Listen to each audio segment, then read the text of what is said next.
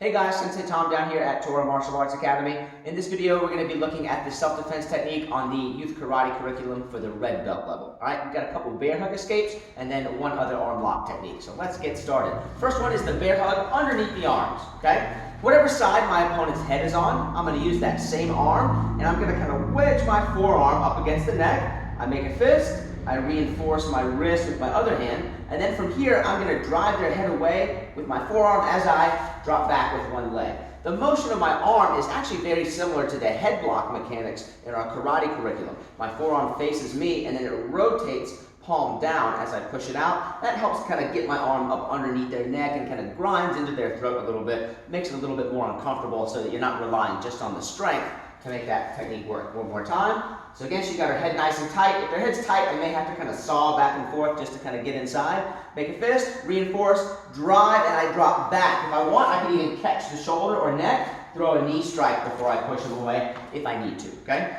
Next one, bear hug over top of the arms this time. Okay, so now obviously I can't use my arms to frame the neck, but because I can move the arms below the elbows, I can frame on the hips. So from here, I'm going to frame the hips. I'm going to push backwards on her hips as my right leg drops back. Now, I probably won't break the grip with this. If I do, great. But if they're really strong or they've got pretty long arms, that's probably not going to happen. But what is going to help me break the grip is the knee strike. I'll throw a knee here. It could be to the groin, could be to the stomach, maybe 2 or 3 if I need it. Once the grip is broken, I could simply escape if I want to get away. But what I like to do to control the person is after I break the grip with my knee strikes here, I like to step in and hug the hip, wrap the arm, and now I'm in a clinch position. I could move in for a couple of takedowns. Hip throw is a really good option. Okay, you don't have to do a takedown. You could just control and then push away, but the takedown is, of course, a good option there, okay? So one more time on that. Frame, drop back, knee a couple times, move into the clinch, and then follow up with the takedown if you like. Next one, rear choke escape number 1. This is not a fully locked technical rear naked choke. This is just one arm wrapped around the neck, kind of pulling me backwards, okay? So she's got the arm around the neck, number 1. I take my hooks and I'm going to drop down to relieve a little pressure on my throat here so I don't go unconscious too quickly. Now, whatever arm is choking me, right now it's her right arm, I'm going to take that same side, my leg, and wrap it around her knee. And I drive my toes to the mat, and then I take one big step around, so I'm facing completely around backwards, 180 degrees. The reason I'm wrapping my toes around the knee is so that when I finish my turn, my foot will end up placed correctly on the inside of hers. I don't want to be way out here. I want to be crossed pretty deep, kind of back of my knee against the back of her knee.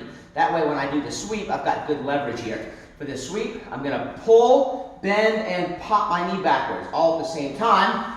Notice I retain control of the arm the whole way. Let me do that one more time, a little smoother. She's got me locked up. Control the arm, wrap, step, and sweep. Again, from here, you could follow up with a strike. You could go to a knee on belly control. You could simply get away if you want, okay? Very simple. Last one on today's level is the standing straight arm lock. This one can be done actually from a lot of places. It can be done from a hand on the shoulder. It can be done from a two-handed choke. It can be done from a hair grab. Another place it can be done is when somebody's kind of pushing you and walking you backwards. Lots of places you can use this, which is why this is one of my favorite ones. So she's got the arm on the shoulder. We'll just do it from here for now for simplicity. Hands come up to what I call the surrender position. This is also good. If she throws a punch, I can cover. I'm going to grab the wrist straight in from both sides. I'm not getting a really deep bite on the wrist like I would for one of previous techniques for the wrist lock here. I'm just literally coming in straight from the sides, okay? Right here. Now I'm going to rotate her arm, keeping my elbows kind of in a straight line. Once my outside arm points up to the ceiling, now I pull her through, and then once my arm is right over top of her elbow, I'm going to kind of chomp down, drop my stance, and bend backwards a little bit. Notice I only rotate her arm so that her thumb points to the floor.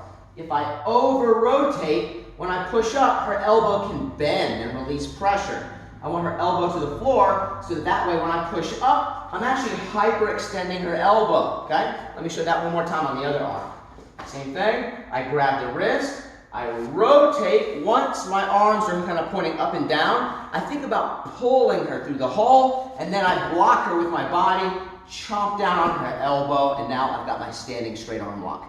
You may not get your partner to tap out at this position because she can bend forward to release pressure, but as long as I can keep her here and prevent them from standing up. If she starts to stand up, she should feel that pressure build on her elbow. If I'm too close, she might be able to stand up because now I'm not on her elbow, I'm on her shoulder. If I'm too far, she can bend her elbow and stand up and counter that. So you've got to be right in the right spot. Just a little above the elbow, clamp down nice and tight to make sure that pressure is going to hold them down so they can't stand up too easily.